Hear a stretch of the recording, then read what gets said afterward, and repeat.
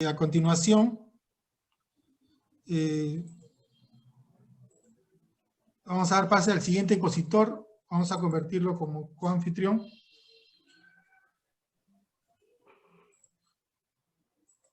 Alex, licenciado Alex Quispe. ¿Cómo estás, doctor Omar? Después de tiempo, ¿cómo estamos? Con ganas de entrenar, Alex. Claro, estamos ahí, estamos en la jefatura del Hospital de Vitarte. Sí, felicitaciones.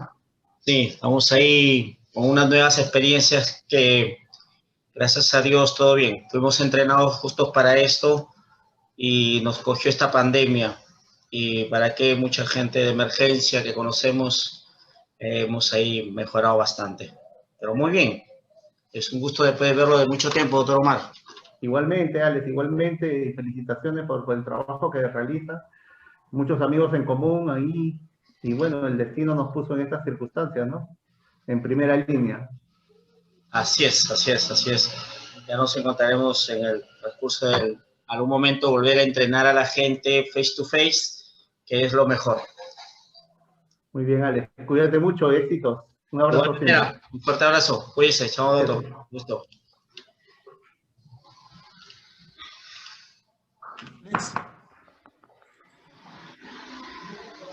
Muy buenas noches. Le damos la bienvenida al licenciado en enfermería, Alex Quispe Casanova.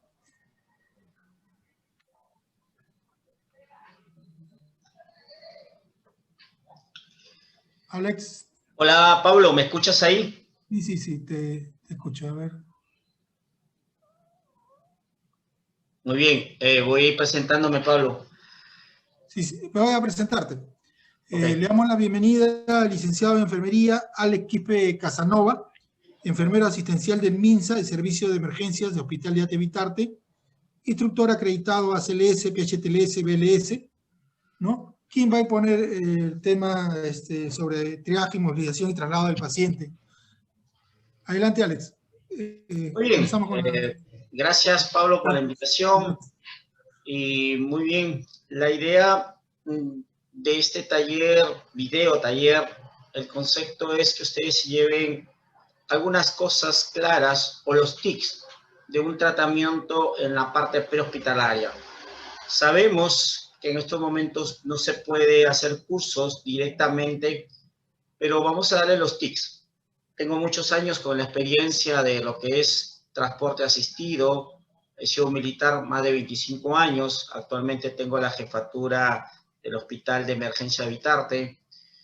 Y bien, el concepto de ahora es, vamos a ver, aprender un poco del abordaje de un paciente crítico, la inmovilización, cuando hacer un triaje, cuando realizar a un paciente una evaluación primaria, y les vengo a darle los tips. Por ejemplo, les voy a dar una evaluación de un algoritmo que ustedes cómo tienen que evaluar a su paciente. Evaluar significa observar, ver y mirar a sus pacientes de una forma ordenada y sistematizada, basada en algo de una evidencia clínica. Ustedes son los primeros respondedores. Ustedes son los que primeros llegan al escenario y a veces no tenemos otras personas y son ustedes los que dan los primeros auxilios. Y a veces nos ha cogido el tema o el accidente en vivo. Miren lo que pasó último acá en Villa El Salvador, la explosión, los grandes quemados.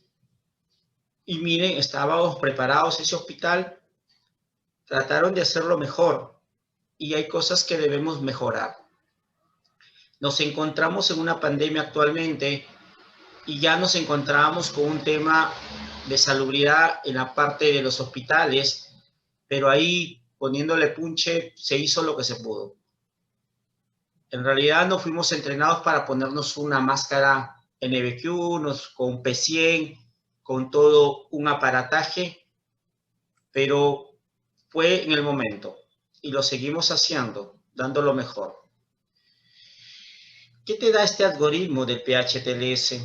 te da herramientas para que ustedes hagan su primera evaluación inicial.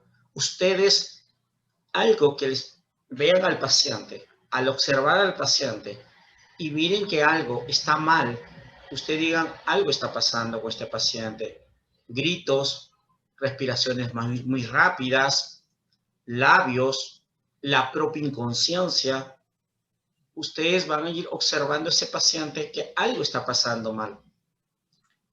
Entonces, basado en eso, el PHTLS te da un algoritmo, ya ahora se cambió, ahora ya no es ABC, ahora es T, de torniquete primero, de control de hemorragia primero, porque se vio de que si un paciente tiene un sangrado evidente, cuando yo le digo sangrado evidente, es un sangrado arterial, un sangrado que ustedes ven y observan.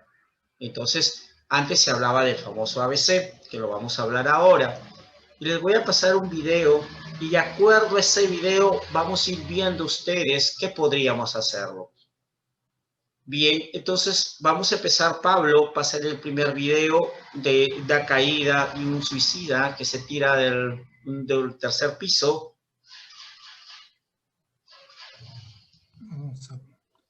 Un momento, voy a ubicar el video para... Bien.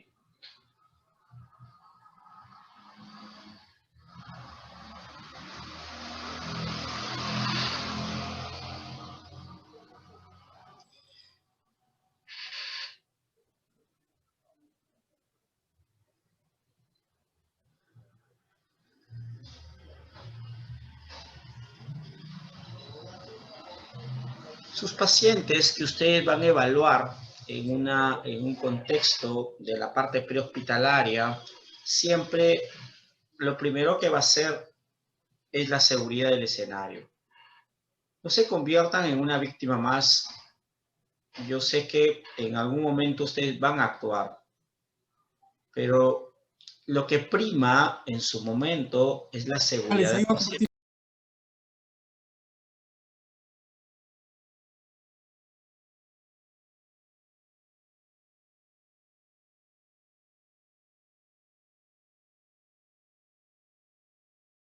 Ok, entonces empezamos con el algoritmo de la evaluación primaria del paciente.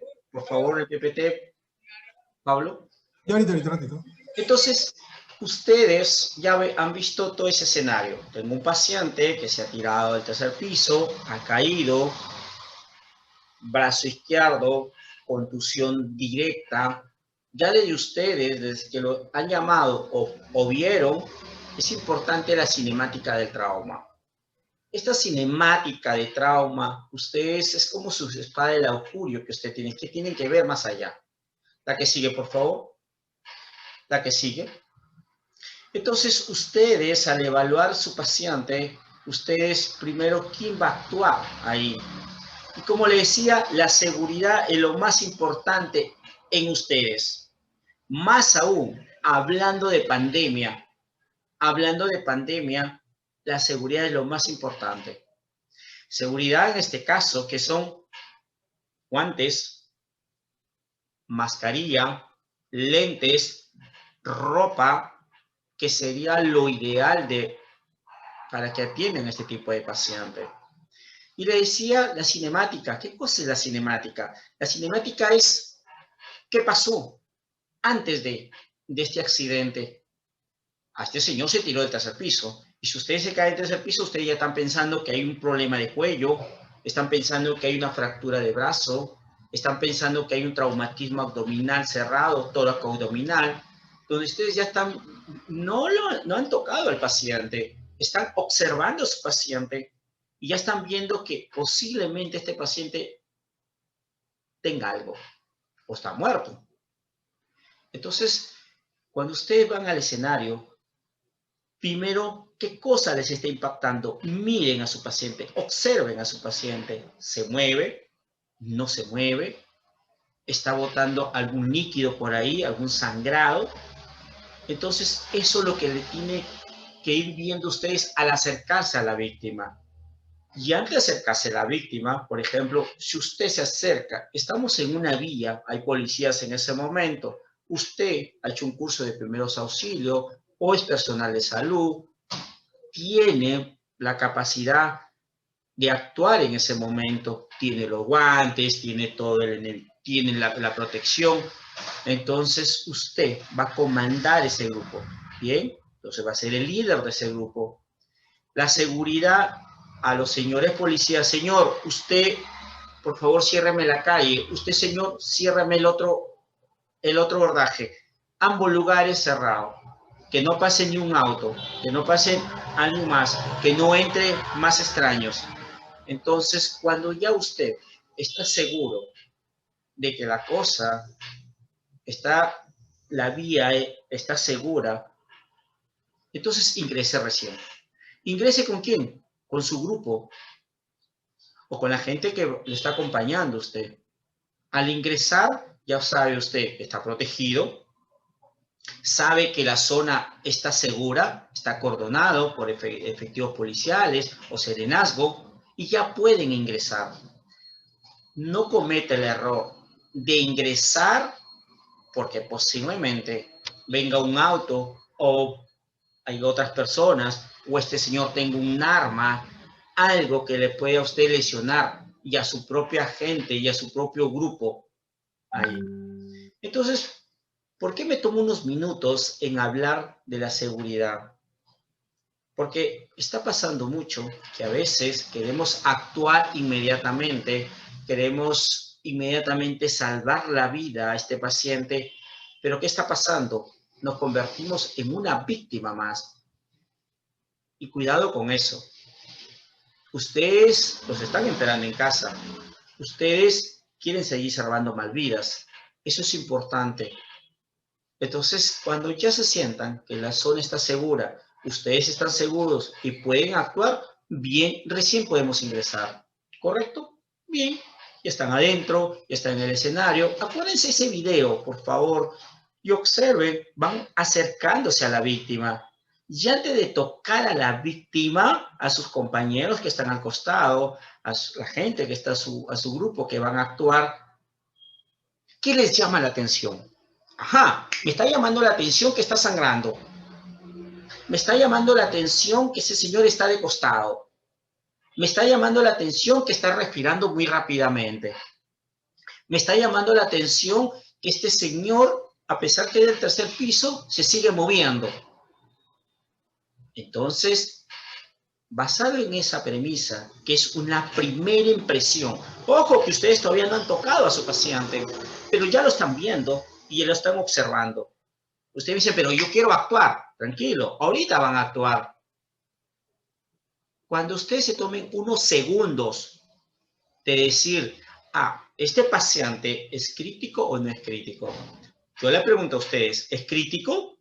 Sí, posiblemente sí, por la gran energía cinética, por la caída que ha sido, el tercer piso que se ha tirado. Entonces, ya estamos hablando de una gran energía. Ok, listo. Yo sé que están seguras en el escenario, ya tiene sus precauciones universales. Y le decía que ahora en una evaluación primaria, lo primero es T, de control de sangrado. Y de ahí viene recién la A, la vía aérea. B, si hay buena respiración. C, yo sé que de repente ustedes ya conocen el ABCD, pero le vuelvo a recalcar porque voy a ir desglosando poco a poco esto de evaluación primaria. La que sigue, por favor. Bien. Si un paciente, cualquier paciente de trauma o no trauma, un paciente que ustedes me pongan de cualquier enfermedad que tenga este paciente, ya no es un trauma, tuvo un desmayo, tuvo una convulsión, un paciente inconsciente, cualquier paciente, ustedes pidan al paciente, señor, tranquilo, ¿usted está bien? A veces esa pregunta dice, es algo inusual. No, pregúntenle, porque a usted le interesa si este paciente está consciente o no está consciente. Porque si este paciente está consciente, entonces, si responde mi paciente, entonces usted dice, ok, la vía aérea está permeable. Si no responde, está inconsciente. Y ustedes saben que estamos hablando de trauma, que posiblemente se cayó del tercer piso. Ajá, entonces si no responde, haré maniobras manuales. ¿Qué cosas son las maniobras manuales? Son tus manos que a la hora, porque yo no bajo con collarín, no bajo con tubo de mayo, son tus manos lo primero que van a coger al paciente. Entonces abordo a la víctima directamente mirando los ojos, mis pulgares en la región malar, abro mis manos y cojo a la víctima. Al coger a la víctima, le digo, señor, usted está bien, no responde. Entonces ustedes van a hacer unas maniobras manuales, que significa con tus propias manos vas a hacer una pequeña tracción. Ok. Si ustedes son un poco más avanzados y tienen dispositivos orofaringe o nasofaringe, si es un paciente, usted dice, no responde, hay ronquido, hay gorgoteo, hay algo que está obstruyendo. Señores, posiblemente piensen que hay algo que está obstruyendo. O son las secreciones que tiene el paciente, o es su propia lengua, que a veces simplemente con una maniobra de tracción maxilar mejoró su paciente. Y ya no es necesario más cosas. Ok. Ustedes están con el paciente, se acercan. Paciente no responde, ustedes pregúntense por qué no está respondiendo. Si no está respondiendo, entonces hay algo que está pasando. Si escuchan, oído a la música, ronquido, piensen que hay algún tipo de líquido ahí. Un ronquido, o la lengua se fue para atrás. Estridor laringio, algo, ya no es nada acá arriba, la parte aérea superior alta, debe ser un poco más abajo. Entonces, estas son las cosas que ustedes van a ir aprendiendo solamente con los sonidos. Ustedes dicen, ajá, o puede ser secreciones, o puede ser la lengua, o es mucho más abajo esta lesión. Bien, para estas cosas, para todo hay solución. Si no responde adecuadamente, si no responde, harán maniobras manuales. Si el paciente está inconsciente, podrán poner un tubo orofaringe o llamado también tubo de mayo. Si no hay reflejo nauseoso, puedes ponerlo. Y si hay reflejo nauseoso, una nasofaringe. Muy bien. Si ustedes tienen a la mano cómo aspirar en ese momento, porque hay un grupo de ustedes que son avanzados, podrán poner aspirar con una Yankauer las secreciones que tienen. Así cuando se van al dentista, hacen un barrido, los laterales es lo mismo que pueden hacer. Pero no tengo, de repente no tengo. Ok, entonces, ¿qué es lo que tendré que hacer? Barrido manual y lateralizar a mi paciente, pero lo tengo que hacer en bloque, porque estoy hablando de trauma, justo estoy hablando de este paciente netamente que se cayó del tercer piso y se tiró. Entonces, ¿en qué forma? En bloque. En bloque. Muy bien. Lateralizar al paciente en bloque, hice el barrido, y a pesar de eso, no responde el paciente. No responde. O sea, hice mi maniobra, aspiré, puse el tubo de mayo. A pesar de todas esas cosas, no ha mejorado. Ya tengo que ir pensando que este es un paciente muy crítico. Y si yo tengo a la mano las cosas, bien, puedo utilizar más cosas más avanzadas. Pero si no he solucionado el A, cuidado, por favor. Traten de solucionar, miren, nos hemos quedado todavía en el A y seguimos hablando del A. porque ustedes no han solucionado. Hay secreciones, la lengua se fue para atrás, cosas como esas.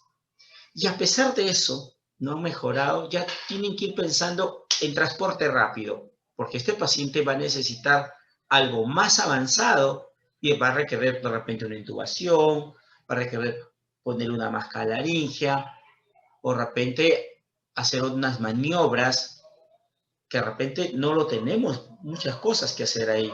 De repente hay que hacerlo ya durante la ambulancia, el traslado, ¿correcto? Muy bien. La que sigue, por favor.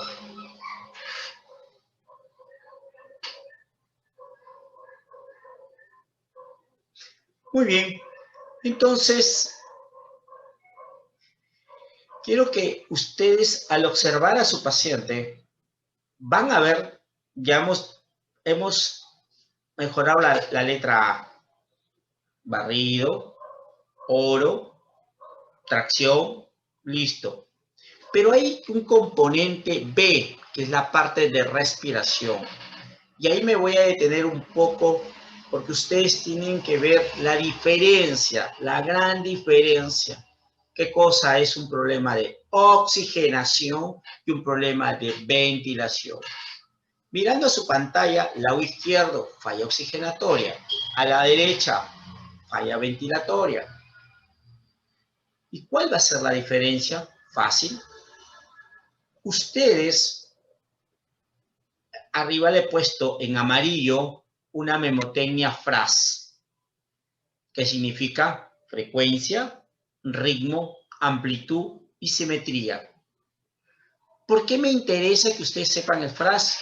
Porque ustedes tienen que ver la diferencia de este paciente, si va a necesitar oxígeno o este paciente va a necesitar ventilación. Y observen a mí, si yo estoy respirando de esta manera, F de frecuencia, yo no voy a sacar mi reloj, voy a decir, la frecuencia respiratoria está en 18, no, solamente observen a mí y me van a decir si mi frecuencia respiratoria está mayor o menor, o está lenta o rápida. Frecuencia, nada más vamos a hablar, frecuencia, ¿es rápida o disminuida? Ustedes me dirán, ¿disminuida o aumentada? ¿Qué opinan ustedes? De hecho que está aumentada, ¿correcto? Porque estoy respirando más de lo normal. Y ahora el ritmo, ¿será un ritmo regular o irregular? Observen el patrón de este paciente. ¿Es regular o irregular? Este paciente que estén observando, que yo estoy simulando que soy el paciente, ustedes ven que es un paciente que lo está haciendo regular, porque si el paciente respirara así y después, o sea, no tiene ritmo. De nuevo, este paciente ¿tiene ritmo o no tiene ritmo? Miren la cadencia. O sea, cada segundo respira y no hay problema, tiene un ritmo. De nuevo, mi frecuencia está aumentada, el ritmo es regular. Ahora, vamos a la amplitud. Y en la amplitud, ustedes observen, la amplitud, ¿es superficial o es profunda? De este paciente. Profunda o superficial. Si yo tengo dudas si es profunda o superficial, ustedes dicen, estoy escuchando el aire o saliendo, estoy escuchando, desde que estoy escuchando ese sonido del aire, este paciente, esta respiración es profunda. Ok. Quiero diferenciar si es profunda o superficial. Si es una superficial, yo no voy a observar que el tórax se eleva y se vuelve a su normalidad. Entonces, cuando es superficial, yo ni lo veo. Pero cuando es profunda,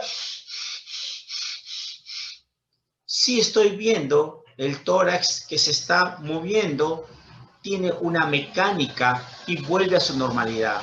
Ajá, esta respiración es profunda. ¿Y qué estoy usando? Mis músculos accesorios, mi aleteo nasal. Esta respiración es profunda. Y la parte simétrica, ¿qué quiere decir? Que ambos lugares llegan a su normalidad y vuelve, no. Este paciente, simétrico o asimétrico, simétrico. Significa simetría que ambos lugares, ápices, o el tórax, los dos se elevan a la misma vez. Pero ¿qué pasaría si este lugar no se eleva y se eleva de este lugar? Yo diría que es asimétrico. ¿Por qué? Porque este lugar sí se está elevando, este no se está elevando. Pero este paciente, observe, o sea, tienes una ampliación de ambos lugares y vuelven a su normalidad. Entonces, para concluir, el FRAS, frecuencia, ritmo, amplitud y simetría. De este paciente, el FRAS, depende mucho de lo que ustedes me digan para yo ponerle algo al paciente.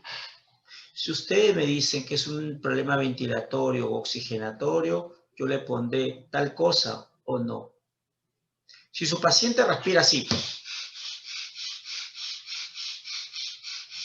frecuencia rápida, ritmo regular, profundo, y la parte simétrica, es una falla de oxigenación hasta el momento. Entonces le pondré una máscara con reservorio, le pondré una cánula binasal a este paciente, porque necesita oxígeno este paciente, porque lo que tiene es hambre de oxígeno. Yo le pongo mi máscara con reservorio, le pongo mi cánula binasal. Listo, solucioné el problema. Pero este es en un contexto de un paciente con la falla oxigenatoria. Pero ¿qué pasaría a la pantalla de ustedes, la mano derecha? ¿Qué pasaría si es una falla ventilatoria? Y ahí es el gran problema, de que no simplemente ustedes solucionan con un oxígeno nada más.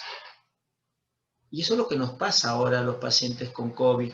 Tienen dos componentes incluso, componente oxigenatorio y falla ventilatoria. Entonces, sus pacientes, ustedes, vamos ahora al otro contexto. Si su paciente respira de esta manera, no hay ampliación de tórax, no escuchan, no hay elevación,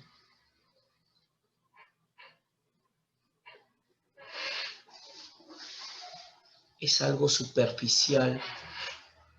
Entonces ustedes dicen, la frecuencia debe estar menos de 10. El ritmo puede ser regular o irregular. Pero lo que manda acá es la amplitud. ¿Y la amplitud qué significa? Si es profunda o superficial. En este contexto de este paciente, ¿será profunda o será superficial?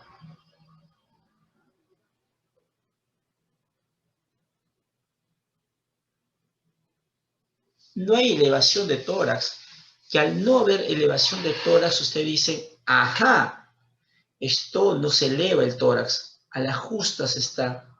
Y si tienen alguna duda, pongan su mano al pecho de este paciente y observen y oído a la música, acérquense al paciente. Respira muy lento y ni siquiera eleva el tórax. Es superficial.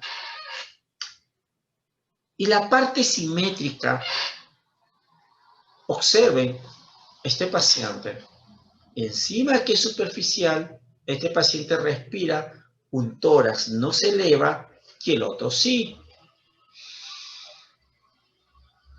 Este tórax se está elevando y este lado no se eleva y bota lentamente.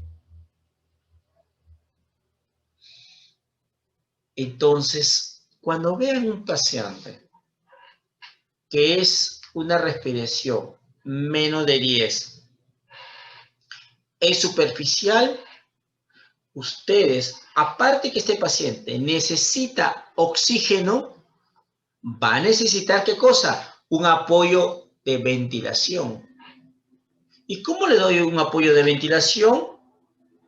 Un apoyo con una presión positiva.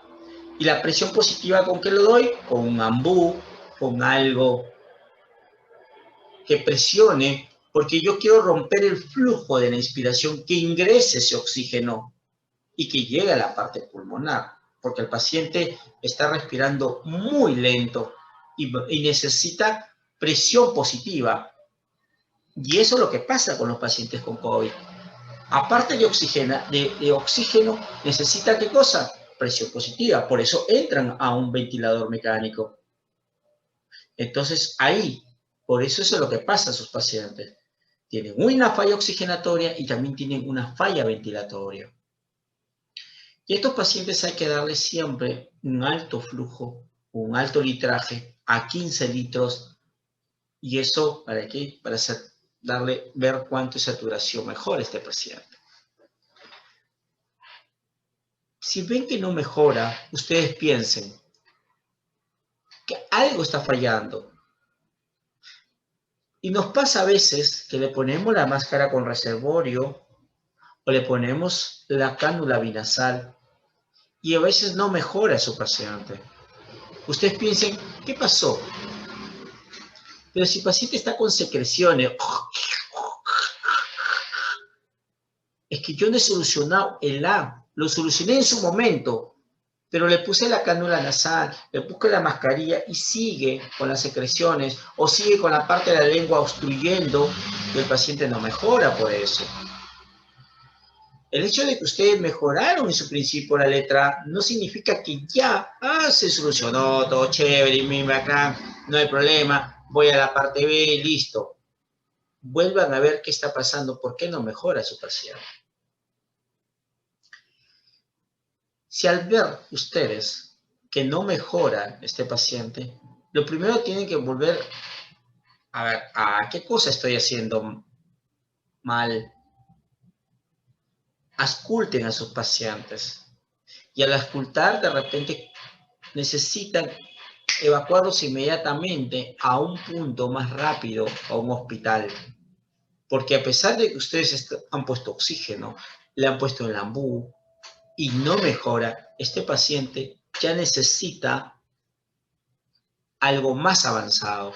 Descartar posiblemente un hemotórax, necesita de repente una aguja descompresiva, algo que me va a ayudar a mejorar. Porque ustedes detectaron que era un problema oxigenatorio, dieron oxígeno. Ustedes detectaron que era una falla ventilatoria, dieron oxígeno con una presión positiva llamado el ambú. Pero a pesar de eso no mejora. Piensen que lo que están haciendo no está mejorando y algo internamente debe estar pasando a este paciente. Entonces saquen su estetoscopio, vayan a la parte apical y ¿qué cosa quiero ver? Si está pasando el aire que le estoy ingresando o no. Y si no está pasando en uno de los lugares es porque posiblemente hay un hemotórax. Acuérdense el video. La caída de este señor. ¿Posiblemente tenga trauma? Sí, posiblemente. ¿Tenga fractura de la mano? Sí, posiblemente. ¿Se haya golpeado el lado izquierdo? Sí, posiblemente. ¿Tengo un neumotórax en la parte izquierda? Sí, posiblemente. Entonces van descartando esas cosas. ¿Correcto? Muy bien. Vamos, Pablito, la que sigue.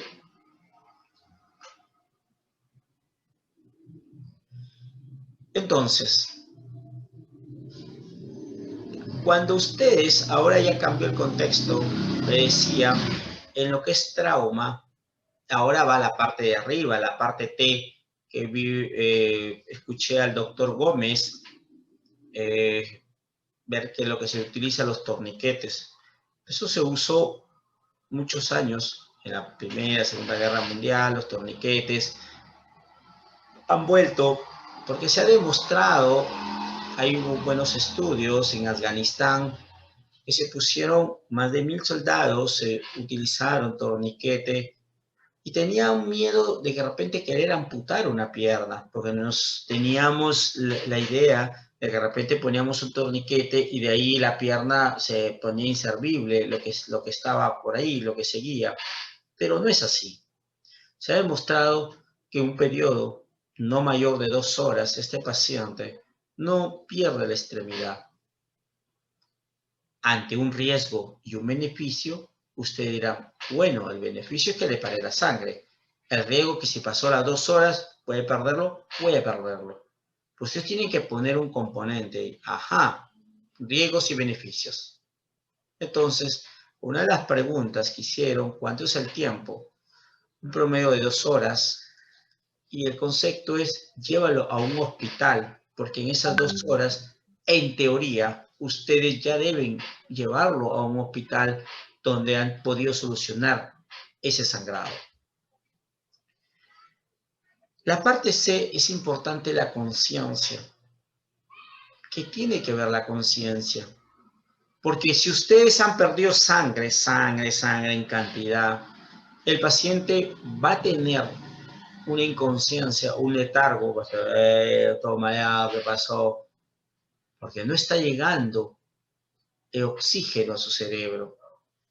¿Y quién ayuda a llevar ese oxígeno, esa hemoglobina, ese oxígeno? Es la hemoglobina, es la sangre. Y si yo tengo poca sangre, porque ha sangrado este paciente, entonces una de las va a perder la inconsciencia, va a estar inconsciente el paciente. Y va a haber un trastorno de conciencia. Entonces, ante una hemorragia evidente, amputación, cizallamiento, que ustedes observen inmediatamente torniquete. ¿Correcto? No te queda otra más. Porque si usted, bien, yo tengo mi gasa, pongo mi venda, el concepto es inmediatamente, después ya cubres esa zona. ¿Por qué? Porque lo que en realidad yo necesito cubrir esa herida que fue cortada, que tuvo una lesión, y necesito inmediatamente. Entonces estas son las cosas que a veces ustedes tienen que ver el riesgo y el beneficio en ese paciente. ¿Correcto? Muy bien. ¿Qué veo en la parte C? Pulso. El pulso, ¿qué pulso? Pulso radial. ¿Y por qué me importa ver el pulso? Porque ustedes quieren ver si eso es un paciente que tiene pulso o no tiene pulso. Y si no tiene pulso, algo está pasando con este paciente. Acuérdense, le van siempre las 3 P. P de pulso, P de piel. Ustedes tienen que ver el tema que si ustedes no cogen pulso radial, se van a ir a otro pulso que sigue, al femoral. Si ustedes no encuentran el femoral, el último pulso que van a encontrar va a ser el carotidio, porque está cerca del corazón. Preocúpense si no encuentran un radial, no encuentran un femoral y recién encuentran un pulso carotidio, ustedes piensen que su paciente se está volviendo más crítico o que ya le queda muy poco de vida. Si no encuentran el radial, no encuentran el femoral y solamente ha encontrado el carotidio. Este paciente no puede esperar ahí, trasládelo inmediatamente a un hospital y listo. Y el pulso, le decía, con el pulso yo puedo ver si este paciente cuánta presión tiene. Porque simplemente tocando el pulso radial, yo voy a decir, ajá, este paciente, yo siento el pulso radial, tiene una presión sistólica mayor de 80. Yo cojo el pulso, siento el pulso radial, entonces yo digo, este paciente tiene una presión sistólica mayor de 80. No siento el radial, me voy al femoral. Y en el femoral lo encuentro a mayor de 70. En sistólica, presión. Yo no he sacado para tomar la presión, solamente he hecho una evaluación rápida a mi paciente y voy a determinar que este es un paciente crítico o no crítico. Me falta otra P, de piel. La piel, cuando un paciente está crítico, un paciente que está muy mal, un paciente que está chocado, un paciente se va a poner pálido, frío y sudoroso. Y después hay otra que se llama perfusión. Perfusión significa el famoso llenado capilar. Yo a mi paciente, su mano está, y cojo la región tenar, voy a esta zona, aprieto de esta manera, suelto, y en teoría, este paciente no tiene que tener, en 2 segundos tiene que volver a su normalidad. Pero si es mayor de 2 segundos, ustedes hicieron esto, y no ha vuelto a su color, y tiene 4 segundos, 5 segundos, ajá, este paciente posiblemente esté chocado, posiblemente tenga una hemorragia, está perdiendo sangre. Si es algo evidente que vieron al paciente que ha perdido mucha sangre, hay que llevarlo inmediatamente. Ustedes hasta el momento solamente han evaluado a su paciente con sus manos y casi no han utilizado un estetoscopio, no han usado más cosas. Solamente los conocimientos de una evaluación primaria, ustedes van a determinar si es un paciente crítico o no crítico. Muy bien.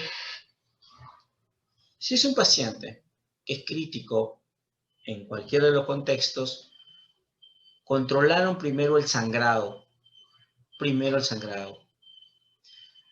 Hay ahora unas gasas hemostáticas llamadas Kiclop, una gasa hemostática llamada Chitocan.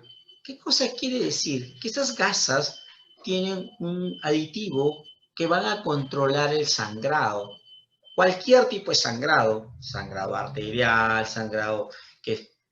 Pero ¿cuál es el concepto? Esa gasa que ustedes tienen, una gasa especial, una gasa hemostática, que simplemente ustedes al ingresar en el lecho de la herida, ingresan, ponen la gasa, pegan ahí y se quedan de 3 a 5 minutos a esa gasa hemostática y se quedan ahí. La gasa hemostática se va a activar al contacto con la sangre. Van a sentir algo caliente ahí. Ingresan la gasa, ingresan y se quedan ahí 3 minutos a 5. Es una gasa que se utilizaba ahora en la Segunda Guerra Mundial, ahora que ha salido, la han ido mejorando, ya viene con la propia gasa, se utiliza en ambiente militar, pero lo están usando en el ambiente civil. Así como el torniquete se usaba solamente en la parte militar, ahora no, en la parte civil ya salió las gasas hemostáticas, que simplemente ustedes sacan de su bolsillo, ponen la gasa, abren, ponen la gasa, observan de dónde está saliendo el sangrado, sale el sangrado, ingresan ahí, hacen presión 3 a 5 minutos, y le paró el sangrado inmediatamente. Son innovaciones que se han ido aprendiendo en la parte militar que ahora se hace en el contexto civil y nos está ayudando mucho a parar cualquier tipo de sangrado a nivel prehospitalario. Muy bien. Alex, pasamos a la diapositiva que me pasaste del triaje, pues. Sí, hale el triaje, por favor, ábrele.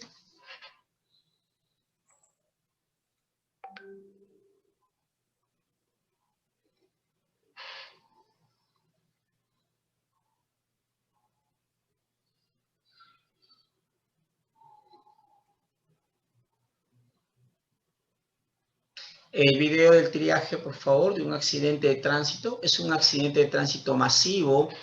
Hay muchas víctimas. Ustedes son los primeros respondedores en llegar. Y ustedes tienen que ver a qué víctima van.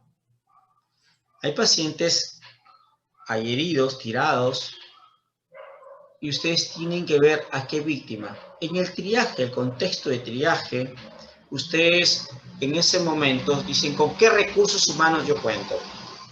Si yo tengo buenos recursos humanos, buenos recursos de materiales, entonces tengo mi personal entrenado, bien, voy a trabajar con los pacientes, de repente los que en ese momento son más críticos. Pero ¿cuál es el tema? Cuando a veces no tengo todo el recurso humano, no tengo todo el recurso material, ustedes van a clasificar a los pacientes que en realidad voy a poder trabajar. ¿Tienes heridos en masa? Pasa el video, por favor, Pablo. Yo ahorita ratito. Entonces, ustedes van a clasificar al paciente que tiene más crítico. Si yo me quedo con el más crítico y no tengo mucho recurso humano, no tengo materiales, entonces todo lo poco que yo tengo, entonces, ¿qué hago yo en un triaje? Entonces comienzo a clasificar los pacientes que fueron atropellados y que todavía pueden moverse. A ver, levanten la mano, ¿quién está? A ver, seguridad del escenario. Voy sacando a los pacientes, a ver, los que están lesionados, porque justo fue en un paradero, se llevó a varias personas, y ahí las personas van ¿a dónde? Al que tiene más crítico, pero ahí me voy a demorar. Hay personas ahí que tienen un corte, tienen una lesión, entonces los clasificamos. Y una clasificación muy rápida, ustedes dicen, ¿este paciente es crítico? No crítico. El paciente que es crítico, bueno, si yo tengo todos los recursos, trabajaré con él. No tengo todos los recursos, trabajaré con las personas que tienen lesiones leves y los pondré y los clasificaré. Entonces, ¿qué hago con esto? Hago su vendaje, voy poniendo por acá, y ahí para este evento que ustedes han visto, que es algo terrible, pero es algo real, ya vendrá la gente con experiencia. Entonces, la utilización de un collarín, cómo utilizar el collarín, cómo poner el collarín con dos personas, cómo utilizar la tabla rígida, una tabla para el contexto y sacarlo, extraerlo. Entonces, eso a veces en el procedimiento, a veces de sacar a un paciente, ustedes tienen que clasificar.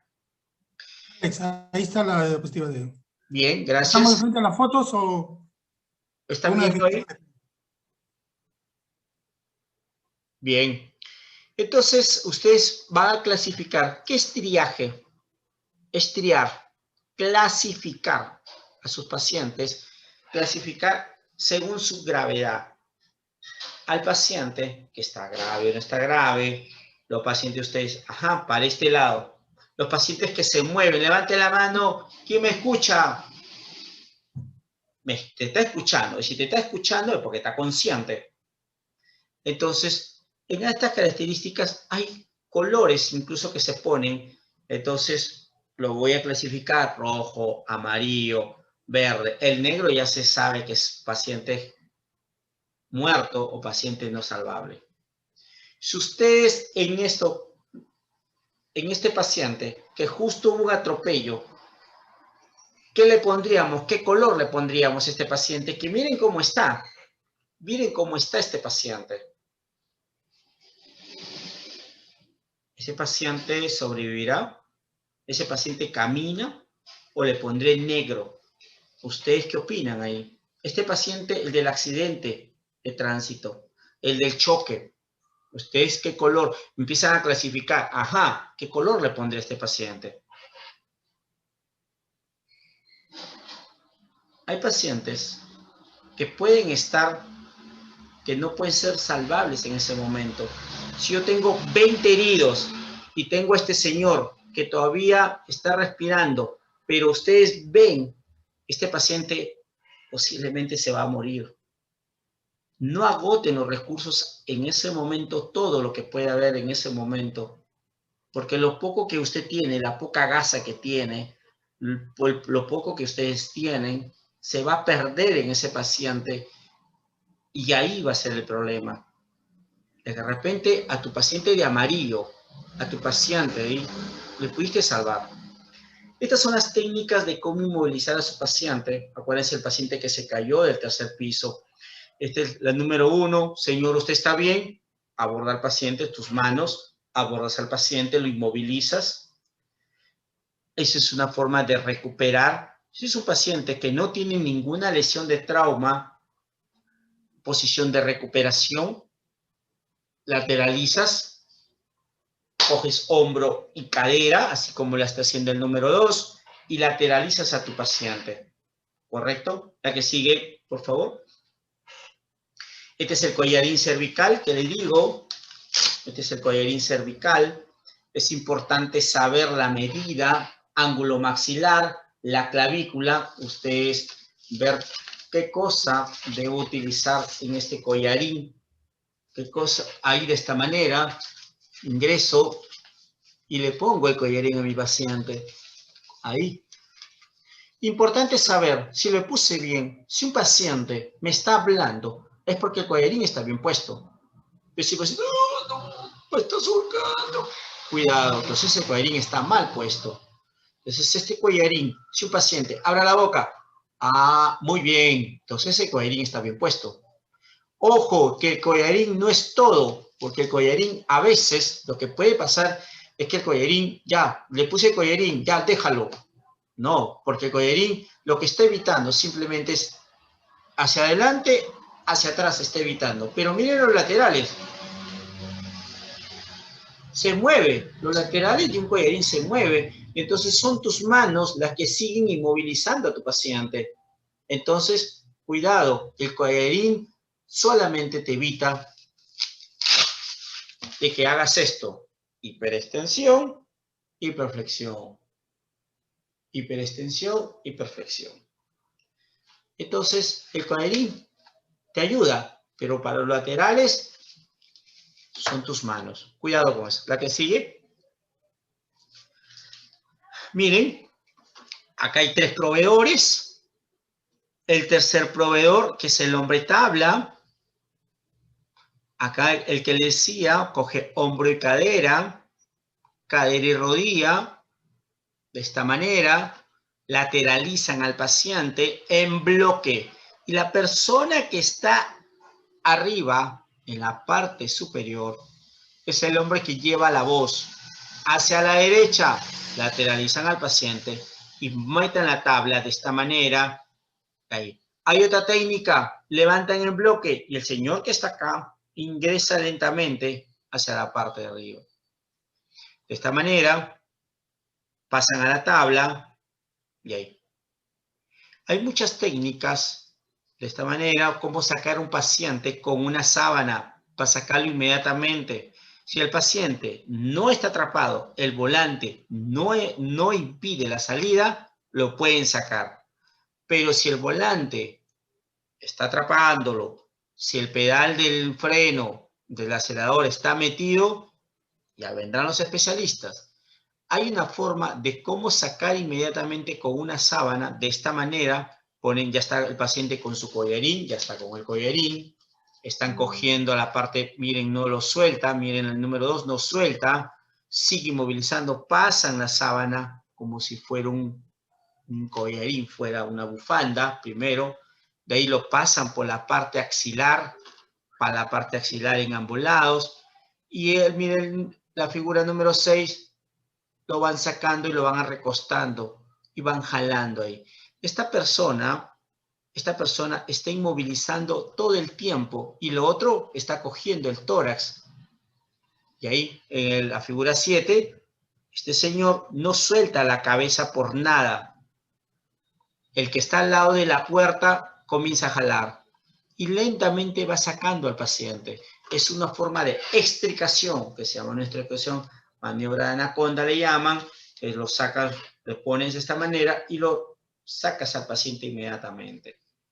Puede hacerse esa maniobra en caso de una emergencia, algo que, un problema. Miren, este es el collarín, está con un dispositivo llamado KD.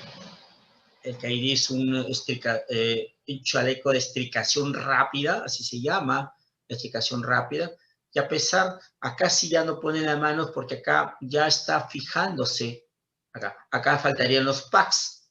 Primer correaje va en el tórax, segundo correaje va a altura de las caderas y se inmoviliza. Las manos también se pone un vendaje para evitar que a la hora que levanten a su paciente, las manos no caigan y se puedan lesionar.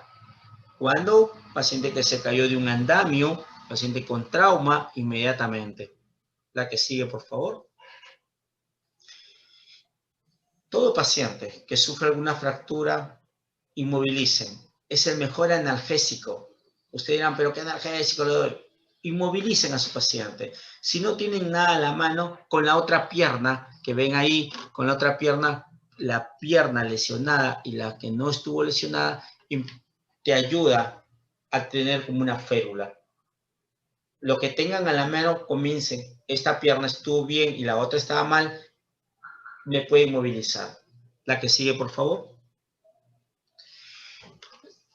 Tengan a la mano cartón, tengan a la mano lo que es algo que sea rígido, que me ayude a inmovilizar. Con una inmovilización, bien, voy a calmar el dolor al paciente, que en ese momento tiene una fractura, pero cuidado con las fracturas expuestas. Si hay una fractura expuesta, el hueso está salido, no intenten moverlo de esta manera porque pueden lesionar más. En esa posición tratan de ferular, en esa posición ponen una almohadilla, en esa posición alinean a su paciente y lo trasladan de esta manera. ¿Correcto? No tengo mi tabla rígida. Bueno, sacaré la puerta y lo inmovilizo de lo que tengo a la mano. Puedo poner mis dedos también. Y hasta que llegue la ayuda inmediata, ya lo traslado a un hospital más rápido, inmediatamente. ¿La que sigue? Ya en una ambulancia, ya está con su tabla rígida, ya está con su collarín, está con los correajes bien puesto, ya las manos las han soltado porque van a ponerle una vía, y el médico evaluará, verá cómo está la vía aérea, y verá la parte de ventilación. Cada persona dentro de una ambulancia tiene un rol. El señor de acá evaluará la vía aérea, estará haciendo una evaluación rápida constantemente. La señorita de acá verá la parte ventilatoria, si ese paciente necesita ambú, necesita oxígeno. La señorita de acá verá la parte de C, tomará la presión, cortará la ropa, necesita poner una vía periférica con 2 catéteres, inmediatamente. En un rol de ambulancia, cada persona tiene una indicación. ¿Correcto? Muy bien. Ok, ¿alguna pregunta? Sé que a veces quedan algunas dudas. Una cosa es la parte práctica, una cosa es la parte teórica. Y quería decirle que a veces ustedes van a tener un contexto en la parte externa, prehospitalaria. No te conviertas en una víctima más si no tienes todo lo necesario, la parte de bioseguridad. Ahorita con este COVID hemos ganado bastante experiencia con lo que es la parte de seguridad.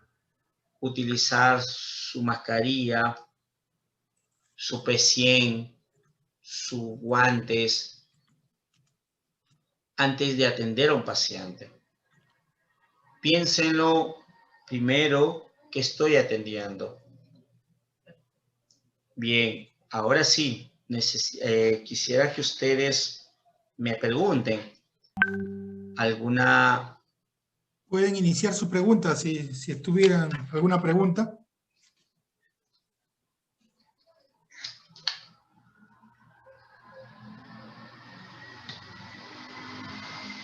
Pueden hacerla por el chat o pueden hacerlo a través de los micrófonos que están activados.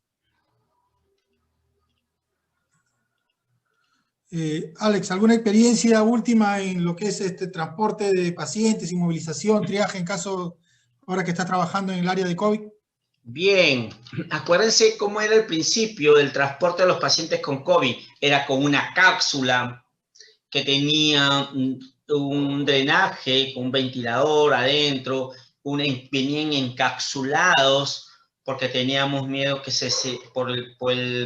por la ciudad se esparce este virus y era terrible. No te transportaban de un punto a otro punto sin esa cápsula. Ahora ya no. Paciente COVID no hay muchas cápsulas de esas herméticamente, no lo había.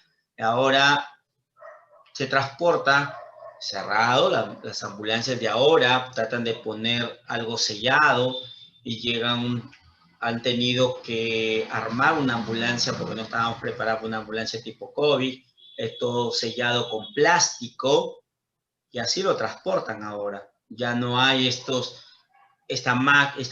todo encapsulado, esta cápsula que no tenían todos los hospitales. Y eso, el transporte ha sido un transporte que los pacientes, oxígeno, que es lo más principal que necesitaban, ventiladores mecánicos de transporte, porque los pacientes venían ya con ventilación mecánica y a veces llegaban ya con una reserva de oxígeno porque venían de Chincha, venían de otros lugares lejos, y nos llamaban que ya tenemos listo todo, el oxígeno, el ventilador.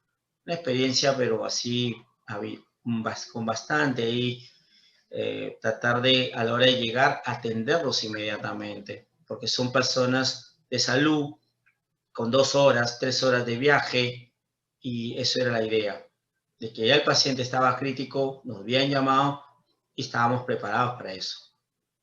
Bien. Consultan en caso que a un paciente le falte oxígeno, ¿qué acción tomar? Bien.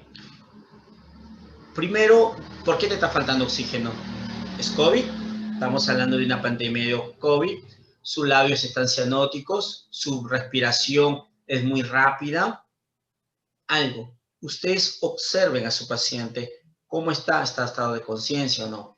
Si yo no tengo oxígeno a la mano, veo un ambiente abierto, que esté escampado, llévenlo inmediatamente. Hay unos pulsoxímetros muy pequeños ahora que todo el mundo ya lo tiene, incluso hasta como en su botiquín. Con este tiempo de COVID, la gente en su botiquín ya tiene un pulsoxímetro, que si ustedes ponen su dedo y la saturación te va a decir mayor de 95, 96, este paciente tiene buena reserva todavía. Pero si es un paciente menos de 90%, no lo piensen más, llévalo inmediatamente, porque ese paciente está diciendo que te falta oxígeno y usted está verificando en su botiquín que tienen el pulsoxímetro ahora, tiene menos de 90, hay que llevarlo inmediatamente, porque este paciente sí necesita oxígeno ya inmediatamente. Preguntan, ¿no? Buenas noches, si estoy en la calle y no tengo en mis manos material de bioseguridad y encuentro un paciente, ¿qué puedo hacer? Bien, si es un paciente con contexto COVID, nunca le saques la mascarilla a este paciente. Usted su mascarilla, manténgalo también su mascarilla usted. Si es un paciente inconsciente, lo mismo, pregúntele, señor, ¿usted está bien? No te acerques mucho a la víctima para que el aerosol no se disperse y nunca te saques tu máscara. Si este paciente te refiere, te habla, te dices, sí, me está doliendo tal cosa, esto. Tu A está permeable, pasas a la B. Y la B, ves cómo respira o no respira tu paciente. El tema es que si su paciente no te responde, la vía aérea no está permeable, ves que la parte de B no respira ese paciente, inmediatamente pide ayuda al 116, que son los bomberos, para que lleguen. Y ahí inmediatamente usted verifica, has hecho A y B, verifica si hay pulso y no hay pulso. Si no hay pulso de tu paciente, estoy hablando ya del pulso carotidio, no lo hay, Simplemente estamos hablando de un paciente que esté en paro. Y si es un paciente que esté en paro, la mejor manera es comprimir.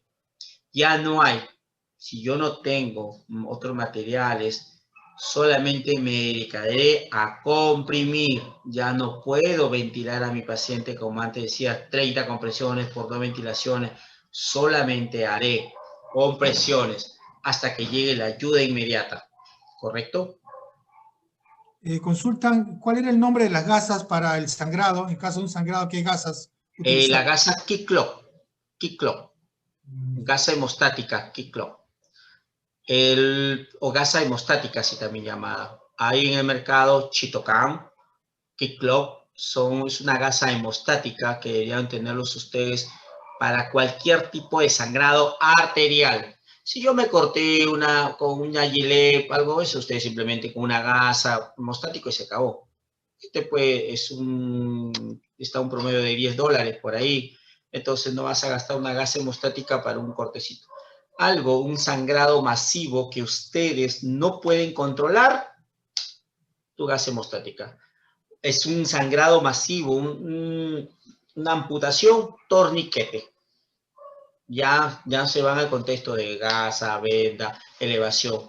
Estoy hablando de una mutilación, un cizallamiento. Entonces ahí sí, torniquete. ¿Qué pasa si encuentra a un niño, dice, si está con cuadro cianótico? ¿Qué acción debe tomar? Bien, los niños piensen que hay una obstrucción. Piensen, los niños, una canica, algo está obstruyéndolo al niño que está viendo. Y escuchen si algo está pasando por ahí. Entonces, en estos niños, si ustedes ven y no te responde, 5 palmadas en la espalda, debe haber un componente de obstrucción por ahí, 5 palmadas, fuerte, cogen el tórax del paciente, lo bocan boca abajo, declinan y de esta manera, 5 palmadas. Posiblemente tenga obstruido la vía aérea por alguna razón. Si no era una obstrucción, porque de repente ustedes pregunten, ¿qué pasó? Un niño no se pone cianótico inmediatamente. Si se puso inmediatamente es porque algo estuvo pasando con el niño, estuvo jugando. Piense que posiblemente sea una obstrucción de la vía aérea. Pero eso es un paciente que estuvo mal, que estuvo con fiebre, que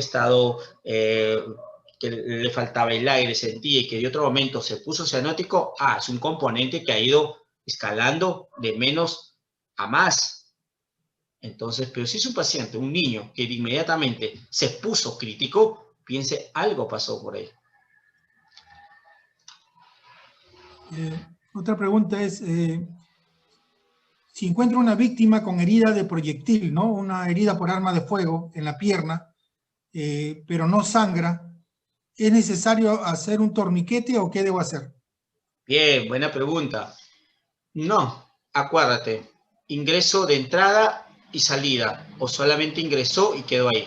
Te voy a hablar de los dos contextos. Si ingresó en esa zona y no hay sangrado, nada que hacer. Simplemente con una gasa me tapas y no hagas mucha cosa, solamente le pones su esparadrapo y lo llevas a un hospital para ver que termine el procedimiento. Ya le sacarán rayos X, verán dónde se alojó la bala. Verifiquen siempre la salida, y la salida a veces es la que más daña, porque puede ingresar, por el proyectil ingresa y busca una salida. Busquen la salida, porque a veces dieron en la pierna, pero se alojó en el abdomen y el paciente refiere, pero me está doliendo la pierna, pero después ven un abdomen duro en tabla, se alojó por ahí. Busquen la salida. A veces solamente va a encontrar un poquito de sangrado, pero preocúpense por dónde, a dónde fue. A ver, y si quedó ahí, bien por ustedes, transporten inmediatamente, no se hace torniquete, lo que sí observen que esa pierna no se ponga más, aumente el volumen, observen eso, por favor. Si se aumenta el volumen inmediatamente, se pone color violáceo, se pone muy elástico, se pone compacto, es que está sufriendo un síndrome compartimental, se llama, y hay que transportarlo inmediatamente. No te queda de otra. Sobre el triaje, están preguntando, hay una duda, dice que ¿era mejor atender a la persona que no está de mayor gravedad? ¿Esa es la norma? ¿O cuál es la norma? Dice. Le decía, ¿qué dicen tus recursos? Le decía, tiene dos contextos. Si yo cuento con todos mis recursos, o sea, ¿qué te estoy diciendo? Si yo soy una ambulancia, mi CAISA tipo 3, tengo todos mis recursos, tengo enfermero, tengo mi paramédico, entonces me voy al más grave en estos momentos porque tengo todo, hago mi triaje y digo, este es amarillo, este es rojo, este es verde y este es negro.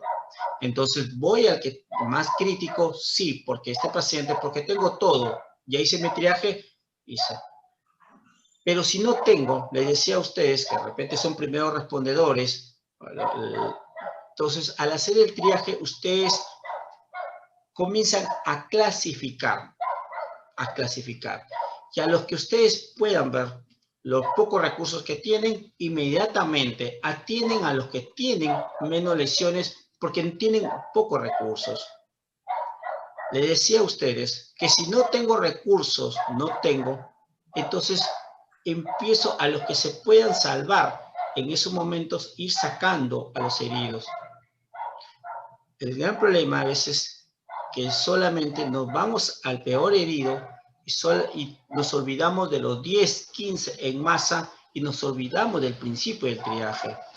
¿El triaje cuál es? El principio es clasificar, ver quién es crítico o no es crítico, y de ahí actuar. Al actuar, ustedes van a actuar. Si yo tengo todos mis recursos, iré al más crítico. ¿Correcto? Una última pregunta. En caso de una intoxicación por gas lacrimógeno, estás transitando por el centro de Lima, te cruzas con la marcha y cae un gas lacrimógeno. ¿Qué haces? ¿Qué hacemos? Acuérdense, ya es un contexto netamente inhalaciones. El tema es que a veces cometemos el gran error de estar tratando de el humo, porque viene el gas pimienta, tenemos gas mostaza, tenemos la bomba lacrimógena en sí. Entonces, hay un componente de ese gas, porque la idea es que las personas sientan asfixia y se desesperen. El concepto es cúbrete con algo mojado solamente para evitar absorción netamente de la parte del humo. Quédate abajo porque el humo que tiene tendencia a veces es de subir. Si yo estoy en un contexto abierto, bacán, porque está abierto. Pero si yo estoy en un contexto netamente en un lugar cerrado, bajaré porque el humo va a subir. Pero si estoy en un contexto abierto, bien, si quiere, estaré alto, mojaré, me pondré algo, pero cuidado que utilizar las manos y lo que hacen es frotarse lo que es la parte de la mucosa y entras en desesperación. ¿Correcto? Bien. También ahí utilizaron, creo, armas supuestamente no letales y las perdigones. También, ¿qué tipo de herida es considerada o qué acción tomar en ese caso? Los pacientes posiblemente que hayan sufrido el contexto de esto que ha habido es por trauma directo, porque la lesión de la cinemática ha sido directo y eso lo terminará la parte de la patología cuando salga, porque una cosa es la parte del aire como ha ido, pero cuando te tiran directamente, sea perdigones, sea balas de goma estoy hablando directamente, si es face to face directo, entonces hay una gran energía y al haber una gran energía cinética te va a comprometer la parte de los tejidos blandos, entonces ahí hay un compromiso. Y se imaginan si me cae en la cabeza, que son los órganos, la boca, la nariz o el pecho, que son mis órganos mis órganos vitales, ahí voy a tener un mayor compromiso de la vida. Pues si me caen las piernas, me caen los brazos, no hay mucho compromiso. Entonces ahí ver. dónde cayó esas primeras balas de goma, dónde cayeron las primeras gases lacrimógenos, por asfixia. La verdad es que tendríamos que entrar en un contexto de ver en la parte forense qué cosa conllevó a estos pacientes a tener ese deceso. Muchas gracias, licenciado Alex Quispe Casanova. ¿Algunas recomendaciones de repente finales a los participantes? Bien, estamos en un contexto de pandemia, su seguridad es lo que prima para ustedes. Si van a actuar, inmediatamente busquen su seguridad primero. No te conviertas en una víctima más, ten tu protección.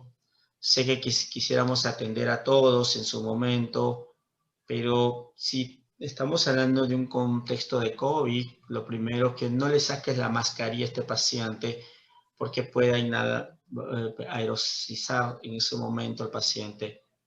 Y si tienes que comprimir, tienes que hacer RCP, lo único que te queda es hacer RCP comprimiendo nada más no boca a boca. Cuidado con eso. Bien, seguir capacitándose, que es lo bueno. Ya habrá momentos de hacerlo en talleres, pero estamos en una pandemia. Y bueno, a seguir capacitándose y a cuidarse.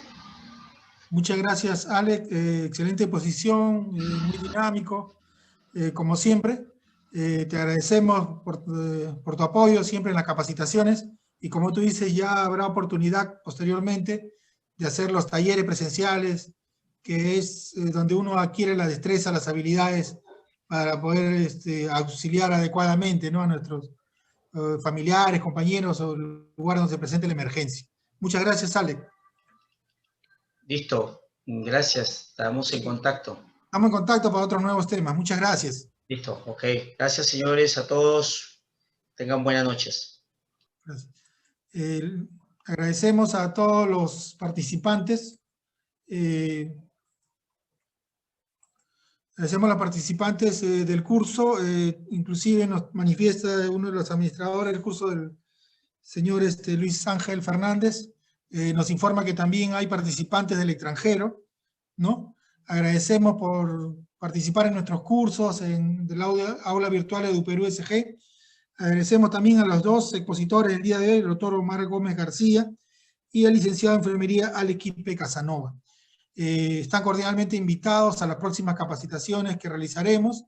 Estamos coordinando para un curso de formación de brigadas de emergencia, que incluya también la parte de lucha contra incendio y prevención de incendios, ¿no? Y cómo activar